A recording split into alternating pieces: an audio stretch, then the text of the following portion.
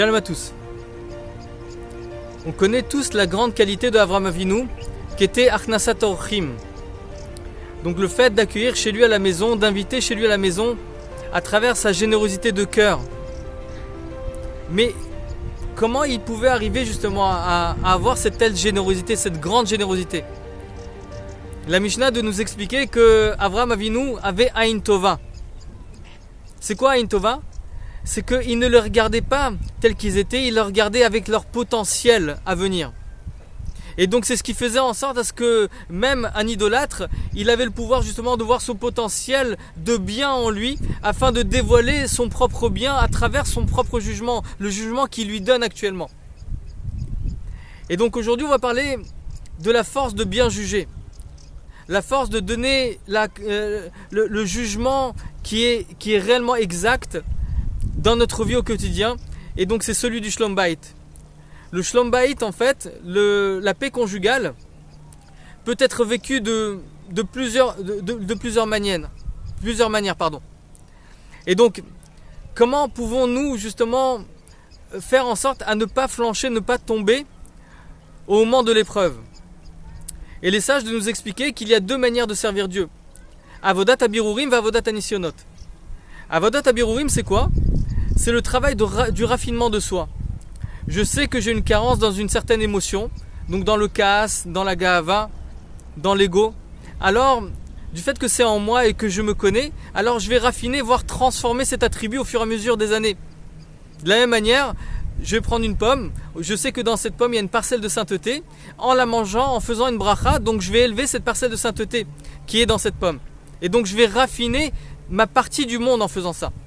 Mais en fait, ces parcelles de sainteté qui sont en moi, elles sont totalement connues de moi. Ça, c'est le premier travail. Le deuxième travail, c'est quoi? C'est Avodat Anisionot. Le travail, justement, au niveau des épreuves. Et on sait que les épreuves, les parcelles de sainteté qui sont dans les épreuves, elles sont totalement enfouies, qui sont totalement cachées. Jusqu'à un tel point où on ne sait même pas que c'est une épreuve, Bichlal. Je donne un exemple. Le Rav Arush, dans son livre Gan HaShalom, nous explique un petit peu afin de percevoir les choses d'une manière un petit peu plus raffinée. Qu'est-ce que c'est Avodat Anisionot? Un mari qui aime énormément sa femme, qui la respecte, qui la cajole, qui lui donne beaucoup de kavod, beaucoup d'attention, qui l'aide à la maison. Sa femme, elle lui demande d'aller faire les courses. Il va faire les courses, et en allant faire les courses, son regard croise quelque chose qu'il ne devait pas voir. Et donc Hachem, il a vu tout ça. En arrivant chez lui à la maison, sa femme a une crise de nerfs sur lui. Et lui, il ne comprend pas ce qui se passe, Bichlal. Il ne comprend pas pourquoi cette colère, insoupçonnée et incomprise.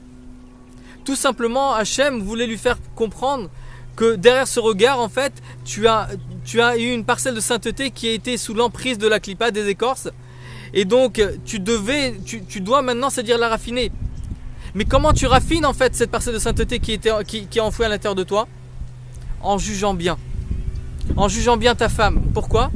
Parce qu'elle n'était que le canal d'Akadosh Baruch Hu afin de te montrer que tu as une parcelle de sainteté qui est enfouie à l'intérieur de toi, que tu dois raffiner.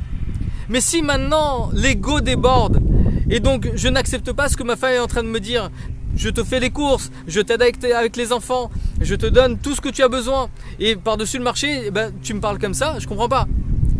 Et donc c'est ça que malheureusement, le fait de mal juger, on arrive justement à un manque de Shlom Bayit, et jusqu'à Chas v'Shalom, des choses très très graves. Et donc en arrivant à ce bitoul, cette annulation de soi, à travers la émouna, à travers la confiance en Dieu, que tout ce que tu fais c'est pour le bien, alors on arrive non seulement à se raffiner notre vie, notre famille, mais à élever justement toutes ces parcelles de sainteté, ce résidu de mal qui est en moi, qu'on ne connaît même pas. Et donc plus on juge bien, que ce soit nos femmes, nos enfants, que ce soit toutes les personnes qui sont autour de moi, et d'une manière globale, c'est-à-dire le monde entier, à avoir Ain Tova, avoir le regard bienveillant, et d'essayer de comprendre en fait à travers ce regard bienveillant que ce que Hachem veut me faire passer comme message, alors on aura la conscience de Dieu, on vivra avec Dieu à chaque instant, et c'est ce que Dieu aspire pour nous, c'est d'avoir une dvekout, c'est-à-dire un attachement constamment avec Dieu.